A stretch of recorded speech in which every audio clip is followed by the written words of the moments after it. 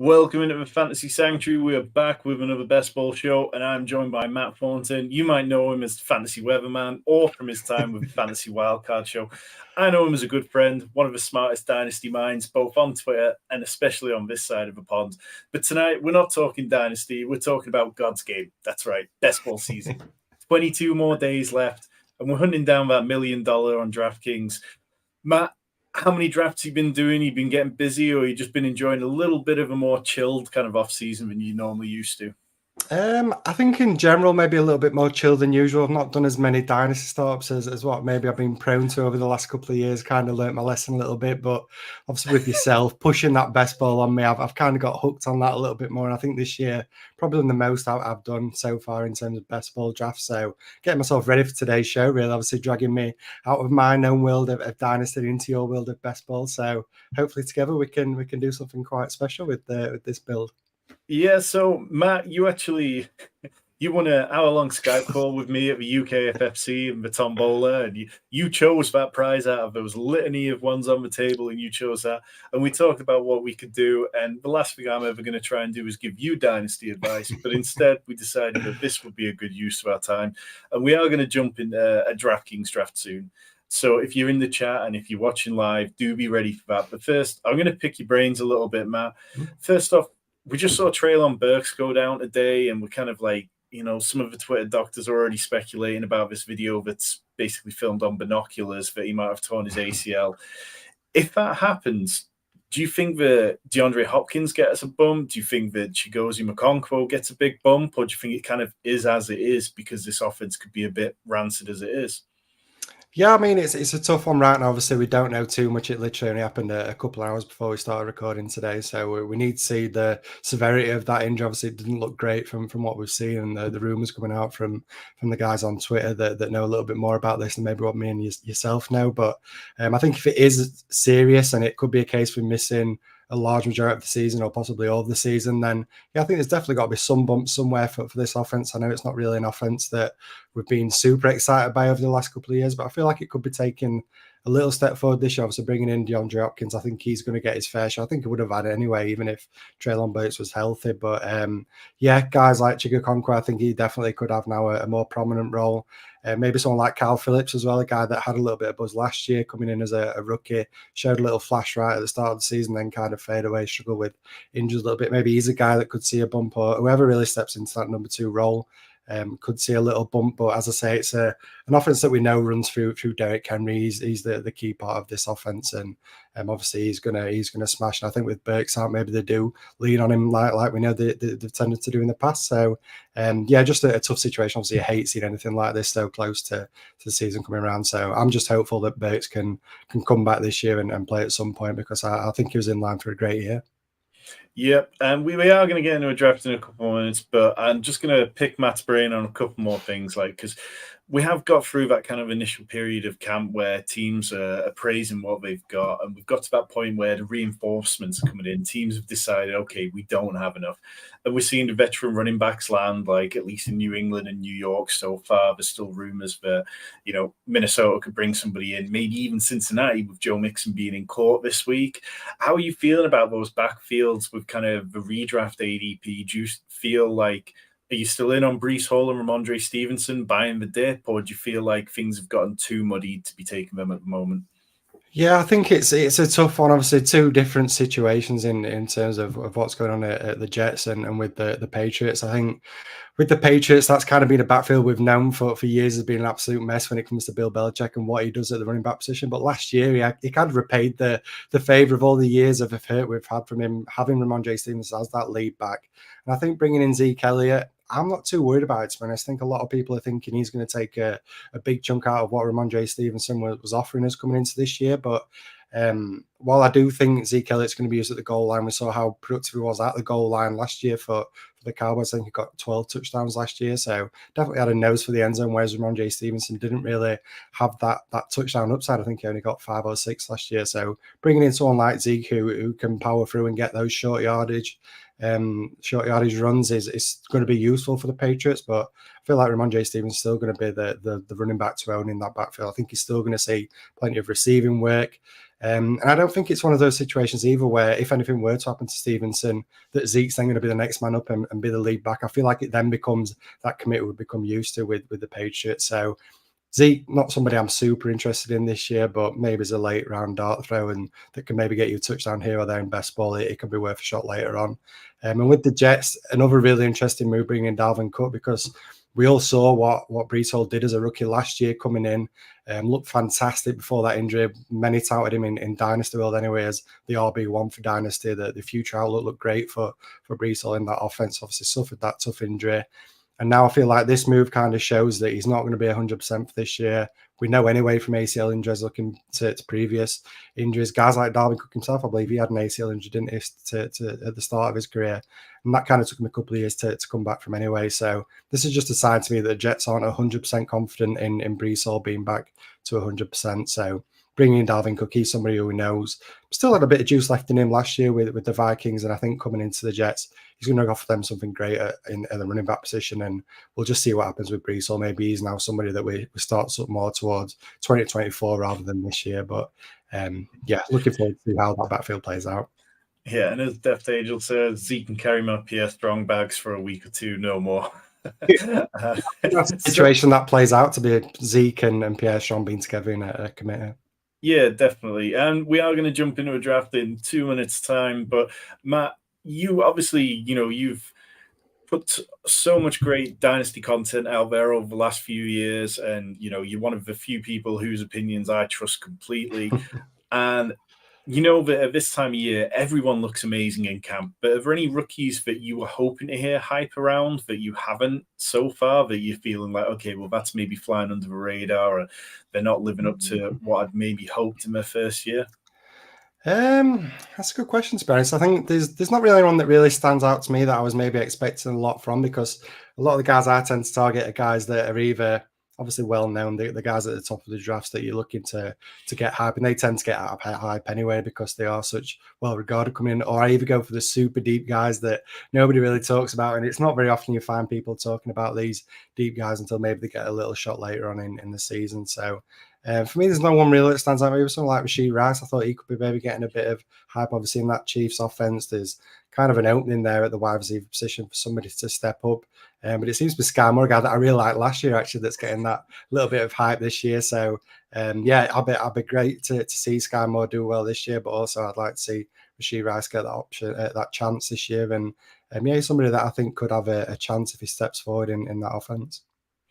Okay, so let's not dilly-dally anymore. If you're here, if you're in the chat, and if you're waiting to draft with us, we're going to jump in right now. So the best sport this tournament, the DraftKings one, it has been filling up. There's only 2 spaces in that one, so let us know if you manage to get in or if you end up in a different one. But this tournament, it's kind of slowly filling up. It's at 56% of a minute. It's still got quite a way to go, seeing about 10,000 entries per day. It feels like there's definitely another offer on the way at some point, probably around the back end of this month. So we get the 110. It's been a little while since I've had one of those early picks, Matt. Have you found a particular area in the drafts you've been enjoying drafting from more than other areas this year? I mean, a lot of the times I have done draft, I've actually kind of been towards this back end of the draft, so I'm kind of used to this area. So that's quite good that we've got this position. It's a situation I'm kind of used to, but I always like being a little bit earlier, maybe that around that pick 3 spot, because I feel like that's a spot where you can't really miss. It feels like there's 3 guys at the top there, maybe even 4 that I quite like. So being in the top 4 would be ideal, but 110, I'm fine with that. As I say, I'm used to it, so it's gonna be good to see who falls to us. Yeah, so we've got Michael who's in the chat who's picking at 2. I don't recognize anyone else in there, but do let us know if you're in the chat and got in time. So this draft will kick off in about a minute. If you're unfamiliar with it, there's $1 million up top. Finishing inside the top 10 will get you $100,000 or more. 10K for finishing inside the top 100. The final, it's 1,400 people, so it's like real DFS 1 week tournament at that point. So we are going to need to hit the nuts to take home everything here. but that's okay because we've got Matt's brilliant fantasy mind, and we are going to go to it. I think I was saying before, this is draft 100 for me in the Milly Maker, and I'm definitely getting to a point where I feel like I'm having to push myself to start taking different players. I mean, we'll see my exposures as we go through with Spike Week overlay on, like towards the top. 7% Justin Jefferson. He's just an auto pick at 101 for me. But yeah, Cooper Kupp at 15% in the Milly Maker, 21% overall on DraftKings. I'd like to buy more. I think I'm not worried about him at all. Matt, are you worried about Cooper Kupp and the hamstring injury that he picked up? No, I think I've been like yourself, obviously listening to you talking up Cooper quite a lot this offseason, and I'm right there with you. I think he stepped straight back into being that target hog that we know he can be. There's been no real improvements in terms of what they've got at the Rams in the wide receiver position. So yeah, I think Cooper Kupp's a smash. That connection he's got with Matthew Stafford, I'm pretty confident in that. Yeah, I think in full PPR, he's just such a target hog that it's completely fine. In terms of how the first round's been playing out, Nick Chubb's kind of crept into those back three picks more and more over the last few weeks. You see his ADP is hovering at 13.1. Amon-Ra St. Brown now up to 11.7, a firm fixture on that turn. And yeah, I can't get enough of Amon-Ra. I think, always a possibility he might dip a little bit today because he did have a minor injury, I believe, in camp. But let's see. Also, we've got the league is picking at third. Love to hear it. CMC straight off the bat. You just can't argue with it too much. I think he's obviously the clear candidate to be the RB1, unless you want to get spicy and throw Bijan in the mix. You must be hyped for seeing Bijan, Matt, like as a dynasty guy and a Devi player. Yeah, absolutely. As I say, I've had a lot of picks at around this 10-9 spot, and I've been taking Bijan pretty much in every single one where possible. I think the workload he's going to get is going to be great. PPR leagues, he's going to be getting those receptions as well. If I'm looking at stuff running back, it tends to be Bijan at this spot. Yeah, so we are one pick away. Amon-Ra goes, should we lock in Bijan? Yeah, I'm more than happy to do that, Tom. As I say, I think it fits in perfect into that offense, locking in that solid running back to start the draft, and then we can look elsewhere. Yeah, shout out to Fantasy Wildcard Podcast Network, Matt's former home, and Kev. It looks beautiful. Come and get it from me. So we do have a couple more picks. Have you been finding yourself starting running back a lot, or do you find with the kind of current wide receiver landscape that you want to get some exposure at one of these higher up wide receivers before things drop off? Yeah, I think, as I say, being in this spot, a lot of the times if I can get Bijan early, I tend to then look at a wide receiver because there's a couple of wide receivers that kind of tend to fall to that start of the second round that I really like. So I do tend to usually go running back wide receiver, but if somebody like a Saquon Barkley who's just been picked a couple of months ago before the contract, he was easily getting Saquon Barkley at the 203 spot. And I've taken plenty of running back starts with guys like Bijan and Saquon Barkley. Okay, so we are one pick away. We've got Bijan Robinson, and then CeeDee Lamb at the top of ADP, Devontae Adams, Garrett Wilson, Tony Pollard.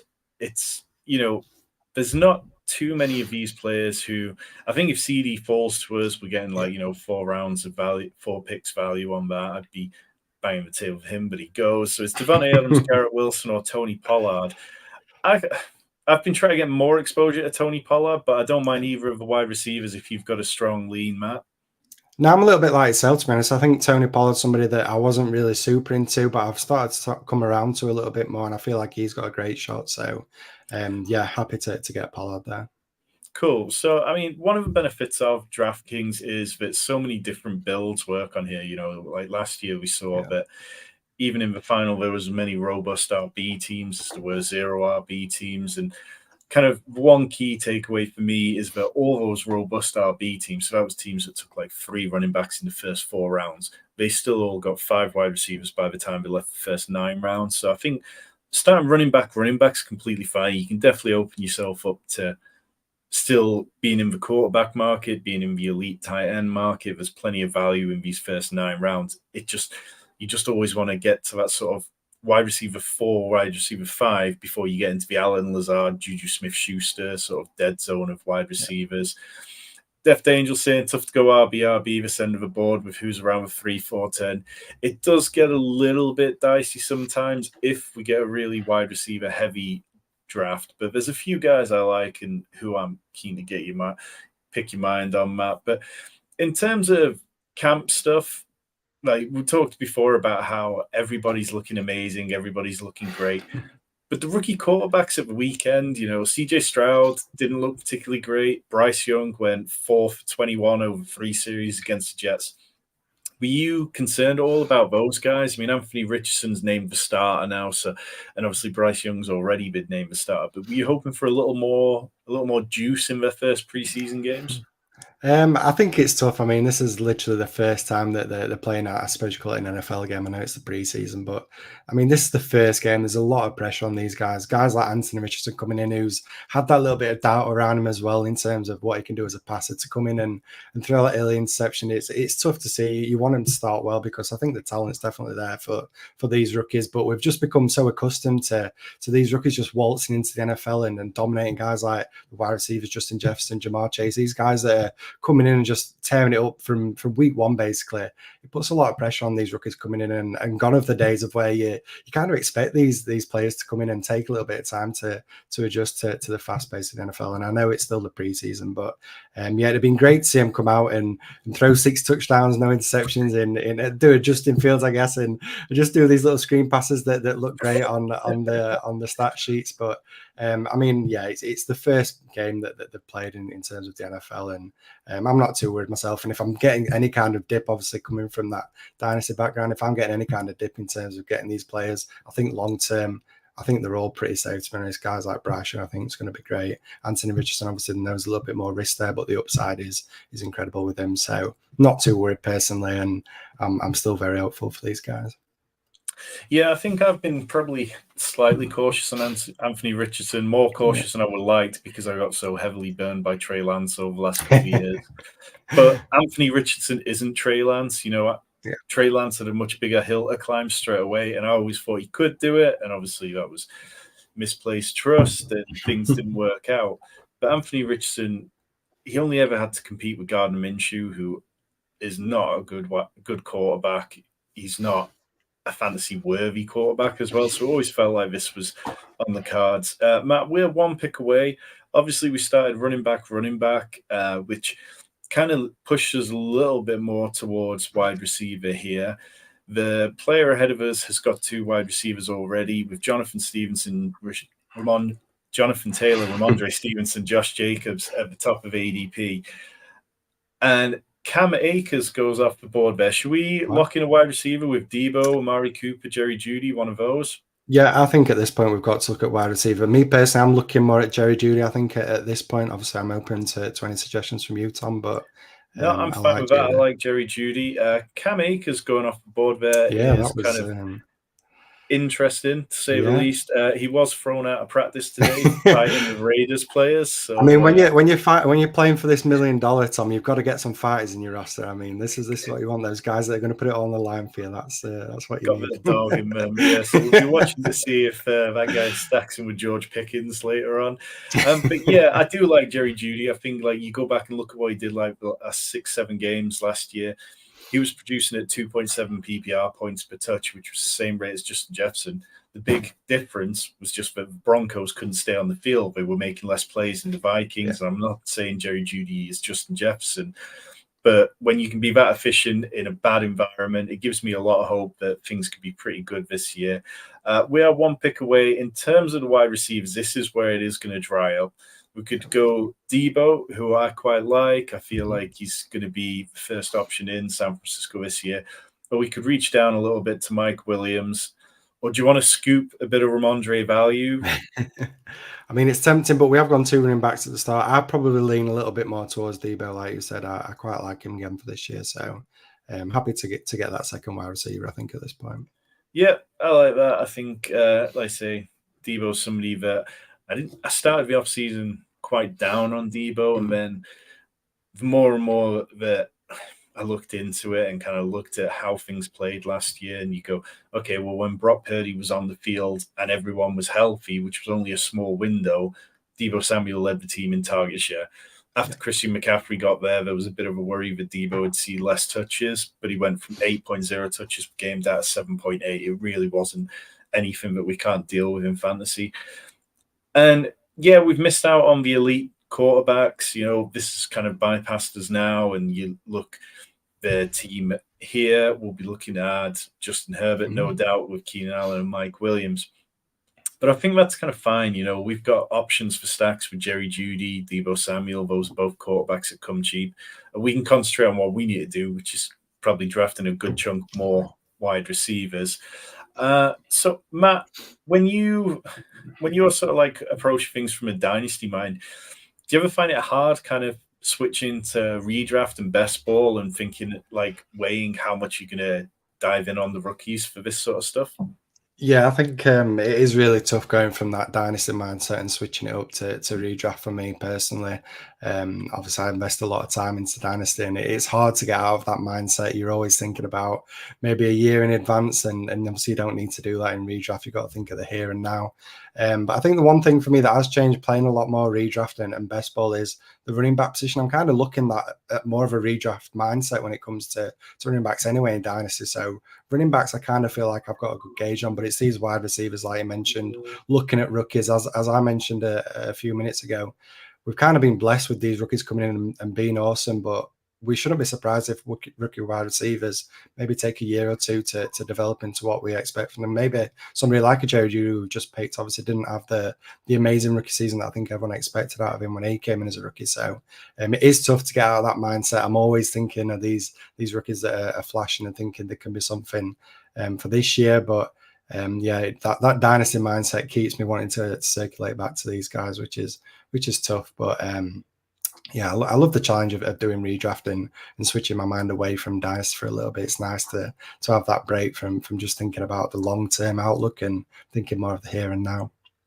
Yeah, and as the league says, before we got drafting, spoke about Brees, 5th round Brees, and gets him there with 5-3. After Michael, who is in the chat and in the draft with us, went double elite quarterback early on. So interested to hear whether Michael did that intentionally or whether his kids might have actually just somehow managed to have a call away from his grandparents. We are a couple of picks away, one pick away now. And so we're at pick 58. We've got Bijan Robinson, Tony Pollard, Jerry Jeudy, Deebo Samuel. Aaron Jones has fallen 10 spots past ADP. Brandon Ayuk is sort of sitting right there at ADP if we wanted to go all in on the Niners. Alexander Mattison, George Kittle, Chris Godwin, Gabe Davis. I mean, I probably lean towards wide receiver, but if you want to make a case for anyone, Matt. I mean, I've been drafting a lot of Aaron Jones as maybe as my RB1 when I've kind of faded the running back position. So he's definitely somebody that I'd look at. But like you mentioned, we've kind of gone with those two stud running backs. So Chris Godwin, you've got it highlighted there. He's somebody I'm definitely in on this year, and I think he could be a great pick as a wide receiver 3 for us if all things plays out with Baker Mayfield or if Kyle Trask comes in and it works out. I think he's going to see a share. Baker Mayfield was one of those players that had a good preseason game after he'd been terrible in preseason prep training. I think he'd thrown like 9 interceptions over the course of a few practices. But he had a turnover 3 game. He went 8 of 9 in his pass attempts for 63 yards and a touchdown. And whilst that doesn't mean that he's going to light it up this season, it gets a little easier to trust him. So we're back on. In terms of the wide receivers, Gabe Davis, George Pickens, Jackson Smith, and Jigba is probably about as far down as we want to reach. Any of those guys, or do you want to look at the running backs? I mean, this feels like one of those really sticky spots where I'm not super in on anybody really around this area. So, I mean, I know Gabe Davis is kind of that post-hype sleeper maybe, but I'm more open to listening to you on this one, Tom. I'll take Gabe Davis. I mean, I've been auto-clicking Jackson Smith and Jigba a lot. And I'm very high on him. I know that, he's definitely a player he's going to have to get past DK Metcalf and Tyler Lockett in terms of target share to really have the kind of season which could be difference making. But on full PPR sites like this, I feel completely fine with it. I think, we've never seen DK Metcalf truly separate from Tyler Lockett in terms of target share. And I think Jackson Smith and Jigba wins in areas of the field where Geno Smith is really good at throwing, so I'm kind of okay with it.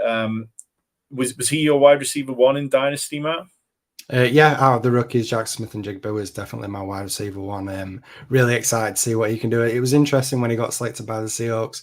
People seem to step away, even though we're constantly bang on, don't we, about talent over situation. But yeah, we found ourselves people being concerned about the landing spot in Seattle. But I think with Lockett's obviously getting up there in age. DK Metcalf's, while he's shown flashes and looked to be a good wide receiver, I don't think he's kind of hit that ceiling a lot of us expected out of him when he flashed as a rookie. So I think Jack Smith-Njigba can come in and be that target hawk for the Seahawks that maybe they need. Obviously, they've got the two playmakers in Lockett and Metcalf, but I feel like Smith-Njigba is going to be that solid target hog in the middle. And yeah, I'm excited to see what he can do as a rookie. And I think, again, we spoke about that redraft and dynasty mindset. The dynasty in me says I love Jack Smith-Njigba.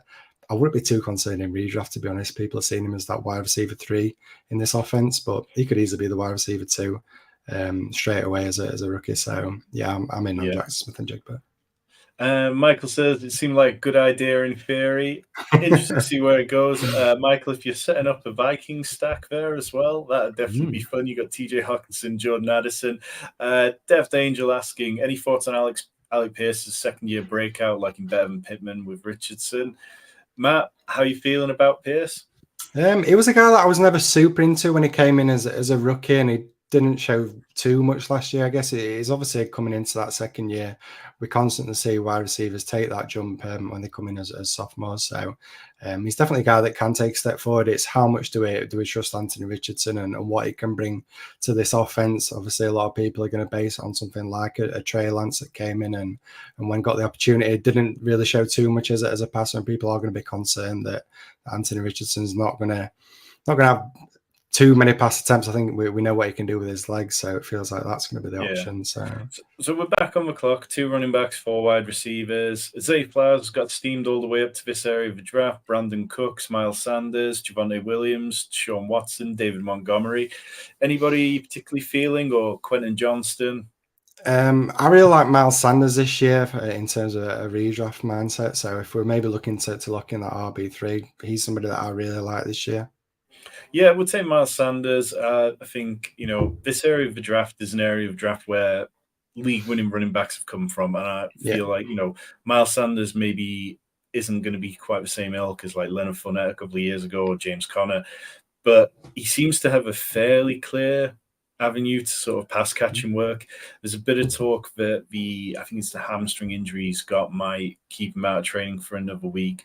But I don't mind it. I mean, at this area in the draft, I quite often push running back a little too far and end up sort of getting to my running back 2, running back 3 in the double-digit rounds and feel like I'm possibly missing out on players here. At this stage in the draft, with sort of 2 picks ahead of us, it does feel like we might want to go wide receiver. And Zay Flowers and Quentin Johnston are at the top of the list. Zay Flowers is out there breaking ankles and taking souls every day in training at the minute. And Quentin Johnston would give us a bit of week 16 and 17 correlation from the teams that are highlighted green. You can see using the spike week overlays. I can see them. Zay Flowers or Quentin Johnston, which one should we go with? Because one of them will be making it back to us. I mean, I feel like I've got to fight it on for this one to not go Zay Flowers. Being the Ravens fan, I feel like you're going to be super in on I mean, at 22% Zay Flowers, I've got my bags packed on him. And I mean, I'm happy then to fulfill your needs of maybe going a little bit more to Quentin Johnston. He's a guy that I really like. Again, going back to my dynasty roots, he's somebody that I had as my wide receiver 2 out of the rookies. So a guy that I'm really high on, and I think he can be great in that high-powered offense. As you mentioned, a bit of correlation to week 16, 17 as well. So, nice. I like that. We'll lock that in, and we've now got 5 wide receivers. As Michael says in the chat, James Cook and Javonte really caught me out as they were moving up. Yeah, both players up by sort of 20 spots in the last few days, last week or so. James Cook now going right up in the middle of the 7th round. Not many spots behind Dameon Pierce, J.K. Dobbins, James Conner.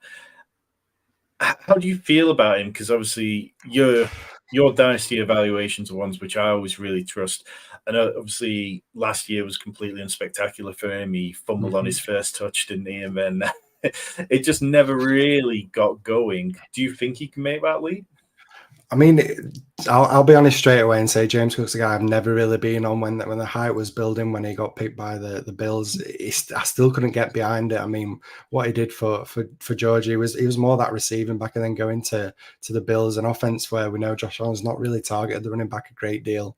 It didn't feel like a great situation. I wasn't high on the talent anyway, so he's a guy I've never really been on in terms of dynasty. The outlook looks good in terms of this year, but somebody like Damian Harris coming in, he's a guy that I've actually been targeting later on. If I'm looking for that late round running back, it's more Damian Harris that I've gone towards than James Cook. But I mean, there's no denying the efficiency he showed last year when given the opportunity in that offense. It did great in terms of the yards he created when running the ball, but I'm just not in on him, to be honest. I feel like Damian Harris is going to be that bruising back that maybe the Bills need to lean on more. That's the area of their game that I feel like they really needed to improve because they was relying far too much on Josh Allen, his legs and him throwing the ball. They really needed to establish that running game. And if I'm picking out the two, to be honest, it's more Damian Harris that I quite like for this year more than James Cook. But I'm happy to be proven wrong, and I do hope that he can have a good year this year. So we're a few picks away. I just want to get your thoughts on another player. Jahmyr Gibbs going over 3-1 in this draft. I mean, he had a solid preseason game this week, 6 for 19 on the ground, which isn't particularly great, but an 18-yard reception. Are you surprised this is where we've got to with Jahmyr Gibbs, or was this like the best case scenario that you'd hoped for?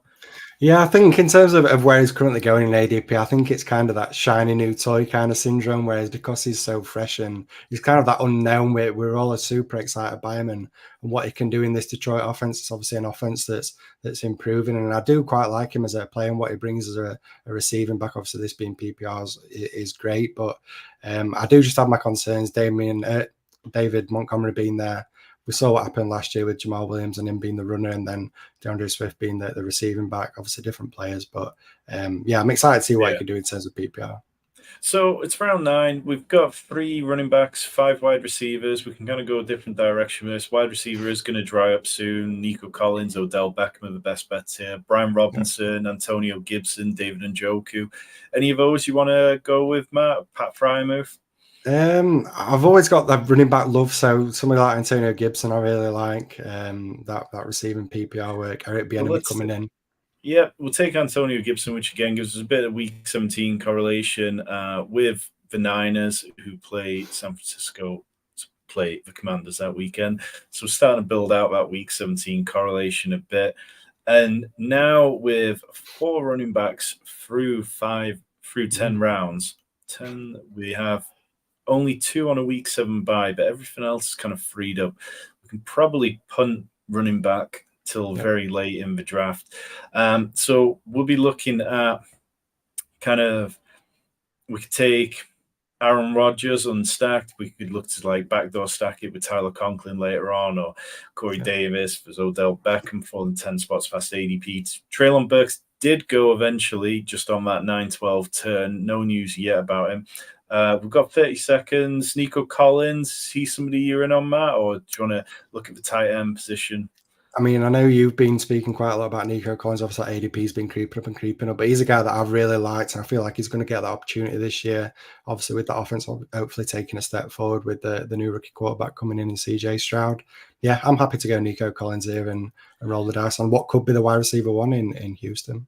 Yeah, it's just a murky area of the draft. It's an area I probably lean towards the running backs more, like guys like Samaje Perine, Zach Charbonnet, Devin A-Chain, Rashad Penny, who are all kind of nice. So I don't mind the tight ends here. I've probably been more in on David Njoku than I've been on Pat Freiermuth, who it just feels like he's going to come off the field a little more than we'd like, because Dwayne Washington is a really good pass protector and sort of like should be good at run blocking and stuff like that. We've got Chris from Fantasy Football Garage here tonight. Purdy has seriously good skill players around him. I think are very undervalued. So one of the lessons I came away from last year learning was that, okay, if I'm high on Tyler Lockett and if I'm high on DK Metcalf, I think that Noah Fant can have a good season. But at some point, I need to be taking shots on the quarterbacks. And I didn't take enough shots on the quarterbacks till late in the offseason. And I didn't have enough Geno. And Geno was probably one of the steals last year. So, yeah, great point by Chris. I think it's like it's very much something I'm trying to do this year. I've probably got more Desmond Ridder and Sam Howell than I would like as a byproduct of that. But, we'll see how it goes. There's plenty of time for that to come good. In terms of how the draft's played out so far, nothing too crazy really for a DraftKings drafts. No kind of like crazy first round picks. Cam Akers in the third round, possibly the outlier. But we are the only team without a quarterback, which might mean that we get a bit of quarterback value fall into us. In terms of that position, we've got Russell Wilson, who probably would need a little bit of a fall to come to us to give us that kind of Jerry Jeudy stack, week 17 correlation. Brock Purdy later on. And then, we could look at some other options as we get down there. But in terms of this area, the running backs, Jerick McKinnon, Tank Bigsby, Jalen Warren, Damian Harris, Elijah Mitchell. Are you drafting much Elijah Mitchell this year, or do you think that CMC is just going to take all the work and he's not really going to have any contingent value? He's definitely a guy I've been taking some stabs on. I think we obviously know the talent that Christian McCaffrey's got, but we did see last year that when Elijah Mitchell was healthy, he was kind of seeing some opportunities, even with McCaffrey there. So I feel like he's somebody that can maybe get you those couple of spike weeks if McCaffrey were to go down maybe early in a game, or if he gets an opportunity of a stretch of games, then he's as a handcuff on one of the best backfields in terms of what we get for fantasy on that 49ers backfield. So definitely somebody I've liked as a handcuff who can maybe have those couple of weeks where he can be a usable asset. So yeah, somebody I really like later at this point. And this is, I think I'm a little bit like yourself. I feel like in this draft, we've gone running back a little more early than maybe we would do, but it just felt like the right moves to make at the time. So this is kind of the area where I've been feasting a lot in my drafts and targeting these areas of running backs. I mentioned Damian Harris a little bit earlier. This is the kind of range where I've been looking at running backs. So it's going to be interesting to see what we do here.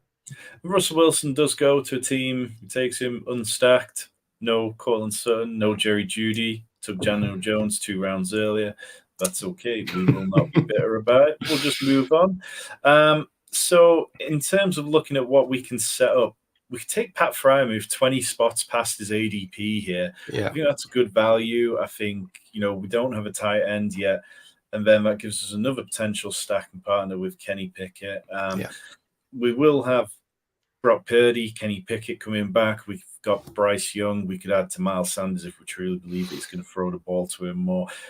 In terms of other players, we could double tap the quarterback, Tyler Higbee here, or take Sam Laporta, which gives us a bit of week 17 correlation against the Dallas Cowboys, with Tony Pollard already on our roster. We're kind of at a decent sort of spot aside from quarterback. Do you have any kind of strong leans here, Matt? No, not really. I think now the fact that we've taken that tight end one, I think we've got good value there in Pat Freiermuth, like you mentioned. He's a guy that I've not been super into this year, but I feel like at that value, it felt like a guy that we couldn't really pass up on. So I feel like he's solid enough. I feel like there's some tight ends that you can maybe get a little bit later on in drafts that maybe we can work into this kind of roster build. So I'm happy to not target a tight end if you're maybe wanting to look at quarterback, depending on who falls to us, or maybe go back to wide receiver again. There's nobody kind of here that I feel that good about. I think we're in a 3 quarterback build now.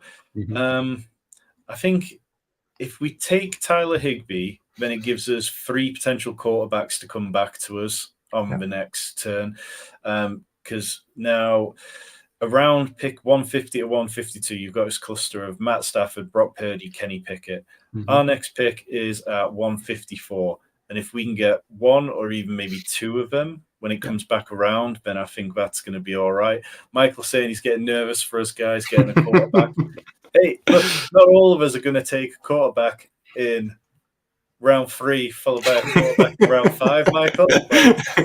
I mean, we've basically got no quarterbacks left after Michael taking 2 guys so early. So if you don't want to get nervous for us, Michael, don't take all the quarterbacks that early. And we've got James in the chat saying his team is screaming out for Sam Howell.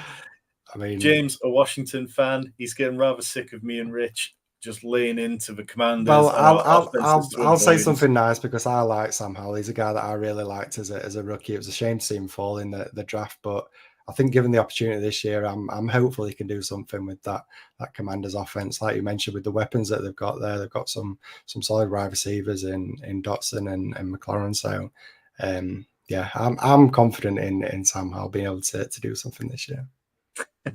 And if you are here tonight and this is your first time finding Fantasy Sanctuary, or if you're here, you've been watching and you're not subscribed, do me a big favor, hit that subscribe button. We're powering on through redraft season. We've got loads of good content on the way. Rich has got Dynasty buy and sell videos. Next Wednesday, I'll be drafting in FantasyPros $350 entry championship. That one will be a tight end premium redraft league. It's going to be a slightly slower 60-second pick draft, but it would be good to mix in with the high stakes. We have some more good guests lined up. It's going to be a lot of fun. And if that isn't enough for you, you can join the Fantasy Sanctuary. Hit the join button below. From 99 pence a month, $1.25. You get access to our Discord. There's over 100 people in there setting up drafts together, startups, helping answer questions. You've got all mine and Rich's articles and content and premium stuff that you don't get anywhere else. It's a good time to be subscribed to the Fantasy Sanctuary. Deft Angel say, I too am burned by DK drafters taking 4 QBs for no rhyme or reason. Yep, it's tough in these streets, but hey, let's say this is draft 100 for me. I feel like I've seen most of it by now. We do lose Kenny Pickett to the Jalen Warren drafter at 3, who is in the chat with us tonight. So I'm not going to hate on that one too much. I think the league 2014, he's building quite a nice team there so far with Kenny Pickett, Jalen Warren, Jacoby Myers, Zach Charbonnet, Geno Smith, Michael Pittman, Jack Smith and Jigba. 5th round, Breece Hall, Christian Kirk, Mark Andrews, Calvin Ridley, and CMC. A lot of players I like there. It's definitely feeling fine. So we are a couple of picks away, and Matthew Stafford also went on the corner.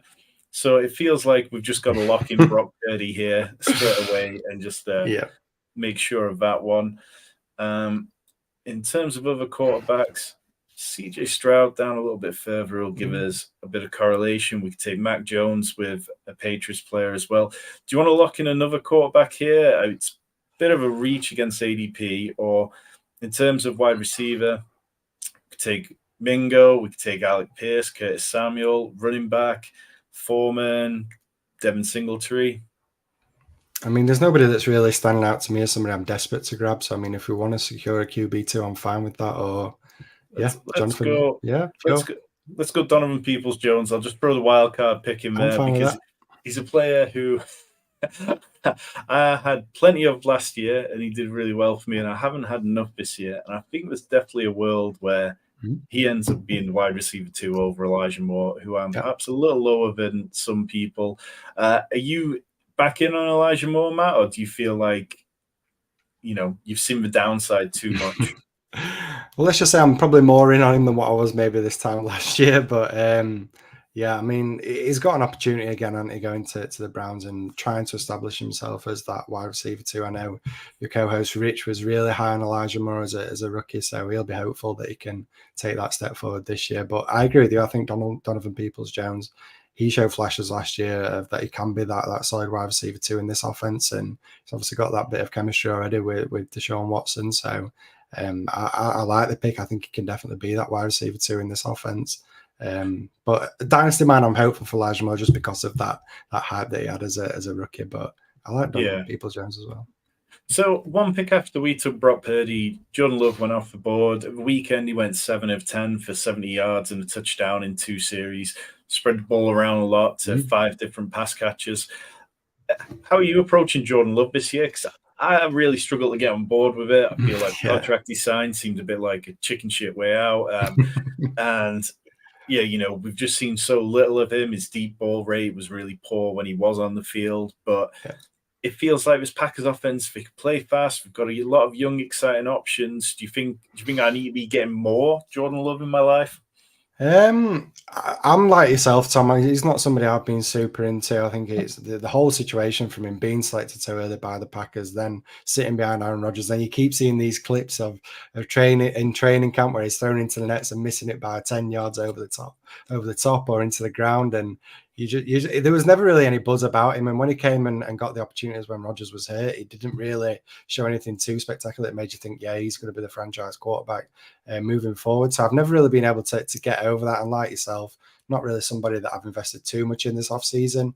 But it's interesting how the Packers have built that offense now around him, a really young offense. He's obviously got some solid veterans, guys like Aaron Jones that I mentioned.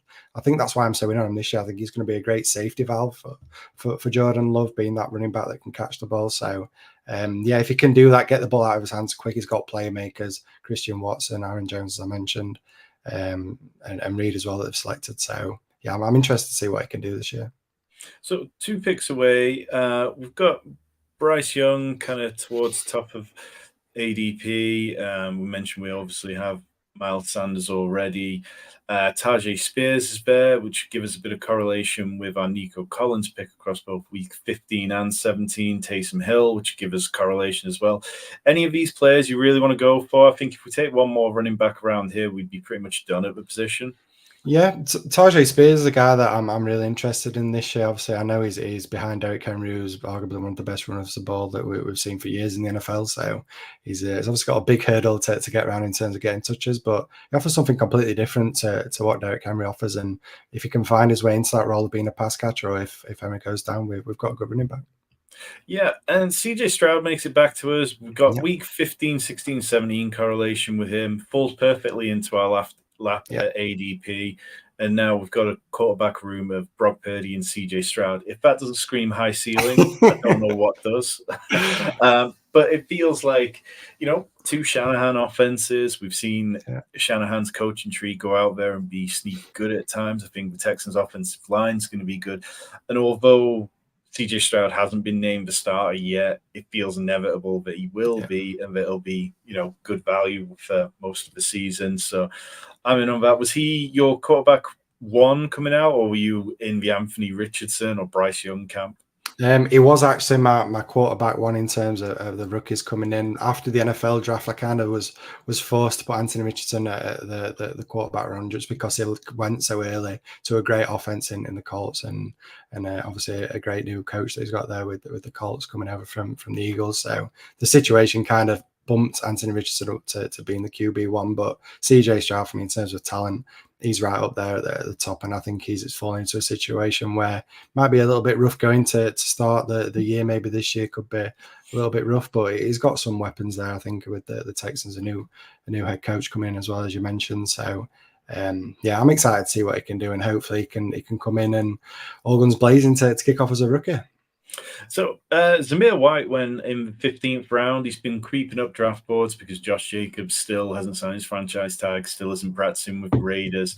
At the weekend, he went 43 yards and a touchdown on 13 carries, which is pretty much almost as much as he did last year. I think he had 64 yards on 16 carries last year. It really wasn't particularly good whatsoever when he did get spells. I had 20% Zamir last White as a hedge against Josh Jacobs, who I was very outspoken on in pretty much anywhere I could get up on a soapbox.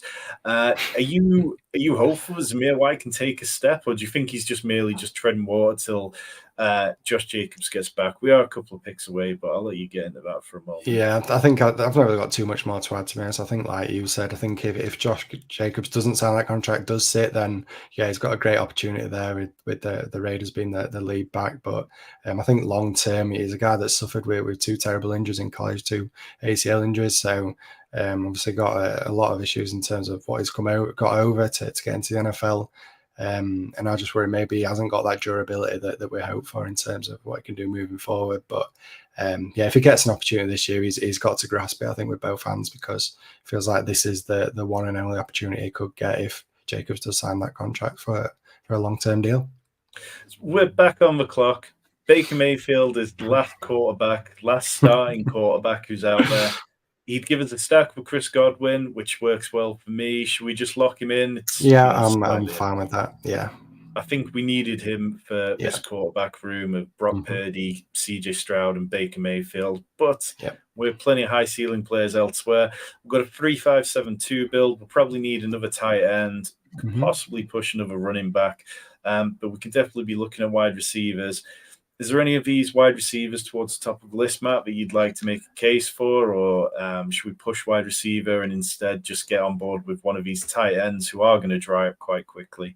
In terms of tight ends, Mike Gesicki is a guy that I'm kind of into this year and think could be interesting seeing the role that he could maybe get, maybe being used as more of a wide receiver than a tight end potentially in this offense. So he's somebody I really like. Wide receivers, I've been taking a lot of Mecole Hardman lately, kind of getting on that hype, that best ball hype of the splash weeks that you can get from him. Well, let's take Mike Gesicki, close out our tight end room, gives us a bit more correlation. So in terms of week 17 now, we have Brock Purdy, Deebo Samuel playing against Antonio Gibson and the Commanders, CJ Stroud with Ty Spears coming back, and Nico Collins, Jerry Jeudy, Quentin Johnston, Gabe Davis, Mike Gesicki. And this feels like pretty good in terms of the stacks that we've got. We have, I'll just scroll down so keep an eye on the draft board. We have CJ Stroud with Nico Collins, Brock Purdy with Deebo Samuel, Baker Mayfield, Chris Godwin. And we've plenty been written by Mike Leone this season about how good just having at least one quarterback with a pass catcher is for your rosters. Yeah. Mike Wilson going at the 18.5. He's somebody that's kind of crept from being undrafted in some drafts and in the 20th round to being drafted reliably. Do you think he's going to bypass Rondale Moore to be the wide receiver 2 in those 2 wide receiver sets? I think he's definitely got a shot at doing it. Obviously, coming in, new coaching regime and bringing in Wilson. I think he's definitely got an opportunity of doing that. I really like Rondale Moore, to be honest. Tom is a guy that I've been super excited for, hopeful for. Obviously, he hasn't quite been able to hit the ground, but last year he showed that flash when given the opportunity. It's just, can he stay healthy? I think with Rondale Moore, we know the size issues that everyone's going to keep bringing up about Rondale Moore, but I'm still really hopeful. I feel like he can be used in a lot of ways in that Cardinals offense. So I'm still going to back Rondale Moore, but I do see why people are starting to get in on Wilson, as I say, with that new coaching regime over with the Cardinals. Yeah, I think that's the biggest barrier for me is the coaching regime, what they feel about Rondale Moore, because he played on 39% of 2 wide receiver sets during games he was active last year, so he's shown that he can do that. I think, there was that viral clip of Jonathan Gannon talking about wanting to get Rondale more vertical and we don't necessarily need to put an awful lot of stock into, but he's a dynamic player, and I think that he can be a quarterback's friend near the line of scrimmage. Mm-hmm. And with the kind of quarterbacks that the Cardinals might have to trot out this year, that's no bad thing.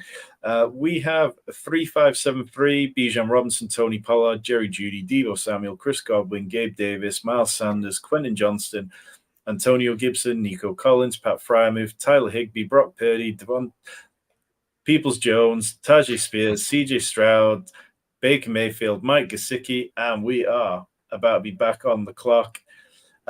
So in terms of wide receivers, we've kind of lost a little bit. There's Calvin Austin, Josh Palmer, Matt Collins, Puka Nacua. I know you Dynasty guys a little bit of Puka. Oh, yes.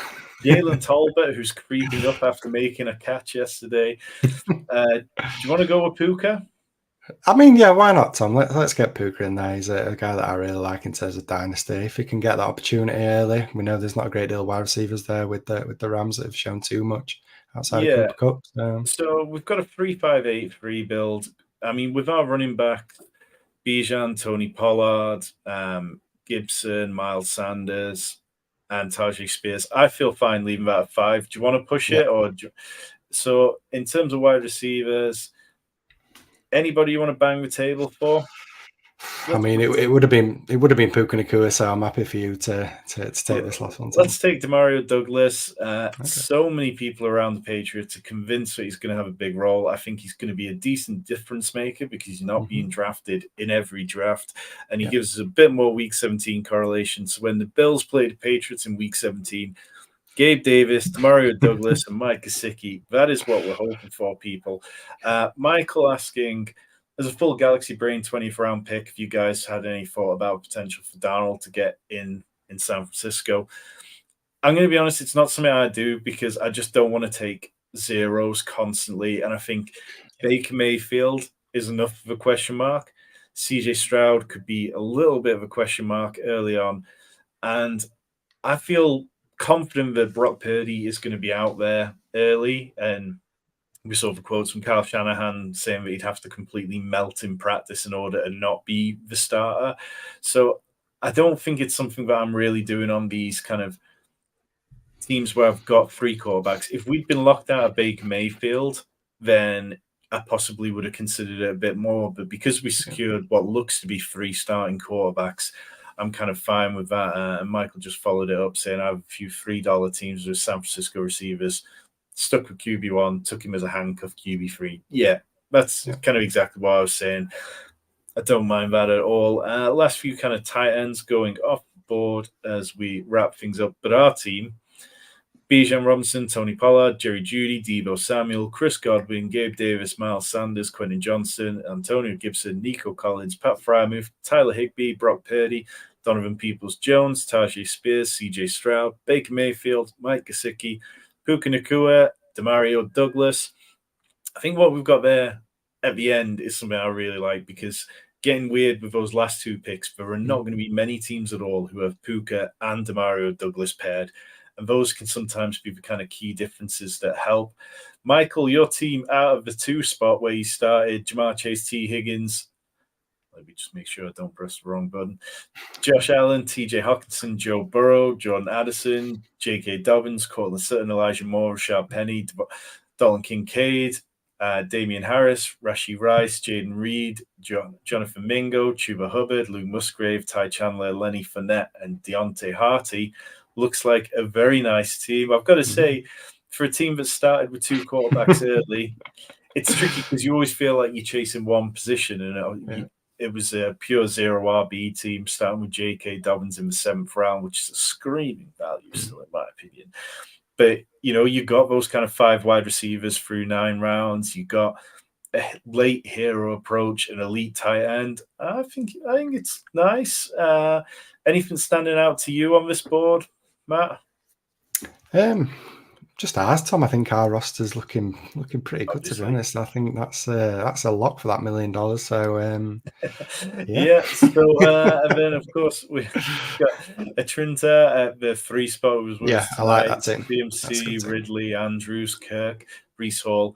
I mean, getting all those, Jackson Smith and Jigba. There's a lot of guys that I'm high on there and really like. Michael Pittman, Dalvin Cook. I was listening to our friends over at Underdog Fantasy today, and Hayden Wings, who is a very smart guy, was talking up Dalvin Cook as probably should be going about round 6, and talking about, the possibility that perhaps Aaron Rodgers just really does want Dalvin Cook on the field. And he mentioned he wouldn't put it past Aaron Rodgers if Aaron Rodgers never watched Breece Hall play, which, that seems fair. So that's definitely a nice team as well. I like how that one is built. So all in all, I think that's a pretty good draft. I think I've got no worries about that one, really. Michael saying I never really go double RB, but the RBs you got in a run there are good. Yeah, I've been trying to do a little more double RB this year, because when you look back at last year's data, it was basically Hero RB and Dual RB were the most common builds in the finals. Hero RB was slightly ahead of Dual RB or Double Anchor RB, whatever you want to call it. But it was close enough where I've been trying to force myself to take some of these pairings. And no, I like it. I think Bijan and Tony Pollard is a nice pairing and can do well. In terms of everything else, Matt, tell the people what you do with Weather Report each week on Twitter, because this has become one of my absolute must-see parts of Twitter before setting lineups and stuff. And for anyone unfamiliar with Matt, it's absolutely worth checking out the description, hitting his name, and going on Twitter and following him, because weekly it's a godsend. Yeah, it was just something that I came up with the idea of. Obviously, we're in a world now where everything's so easy to attain. You go on Twitter and there's so much data in terms of what you can get for the players playing the game, in terms of the yardages that they can score and everything like that. So I was just looking for a niche in the market. What were people not talking about? And it felt like the weather was something that was really overlooked. I mean, nobody really takes much note of the weather. You kind of see the little icons on Sleeper or whatever platform you play on, and I think, oh, that's going to be a sunny game. That's going to be a bit of a win. But you don't really take too much attention on what it can actually do to affect your lineups. And when I dug in a little bit deeper, it really does make a big difference. And I think it's overlooked quite a lot in terms of fantasy, yet it has such a big impact on the games. And I think that showed last year. Last year felt like a great year for me bringing it out, and what happened in terms of there was a lot of games where the weather caused a lot of effects. Obviously, the storms that were happening in the US last year. So it kind of worked really well in terms of getting it out there and people using it as valuable information for setting the lineup. So yeah, that's something I started doing last year. As I say, it became really popular. Just having that one area, I think, of getting all the information you need rather than having to do it yourself, going to all these different websites, looking at the weather forecast. I can just condense it down into a thread for everyone that was easy to read. And yeah, it seemed to be popular. A lot of people liked it. It helped a lot of people. I tried to highlight the players I thought could maybe be affected by the games. Obviously, if there's strong winds, that's going to affect your kickers throwing the ball. And if it's snowing, obviously the running backs get used more. But yeah, it kind of takes a knock on the efficiency of running back. So it was just something that I found really useful. As I say, something that I felt wasn't too much out there in terms of being able to attain that information. So yeah, I've been doing that over on my Twitter page. I'm looking to bring it back this year. As you mentioned, I kind of took a little bit of a step away from content production, but that was something that I had a lot of people reaching out to me about. So something I can quite easily do. And yeah, I'm looking forward to bringing that back. Well, I, for one, am 100% glad you are, and I know lots of other people are too. We are going to get out of here, but before we do, hit that like button down below and hit the subscribe button if you've not already. Next Wednesday, $350 FFPC Fantasy Pros Championship draft. I might be back on Monday with a guest for another Draftkings draft. Rich has got loads of Dynasty buy-sell stuff on the way. Chris, Michael, Rich, Ali, everyone in the chat, James, appreciate you being here tonight. We'll be back very soon.